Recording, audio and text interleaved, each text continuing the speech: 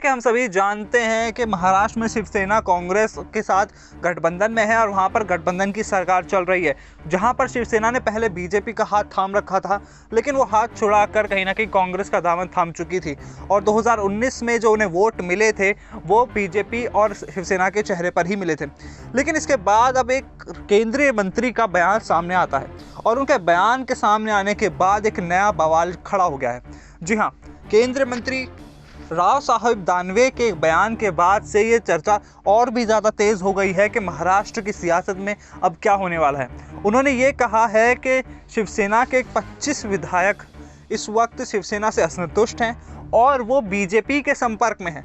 जी हाँ, ये कहना है राव साहब दानवे का। और इसी के साथ साथ उन्होंने शिवसेना पर निशाना साधते हुए ये तक कहा कि शिवसेना अपनी हिंदुत्ववादी विचारधारा से भटक चुकी है, इसलिए कांग्रेस के साथ गठबंधन में है, क्योंकि वो पहले बीजेपी के साथ थे और 2019 में उन्हें पीएम मोदी के चेहरे पर वोट मिले थे, ना कि कांग्रेस के चेहरे पर वोट मिले थे, और इसी का नुकसान उन्हें उठाना पड़ रहा है।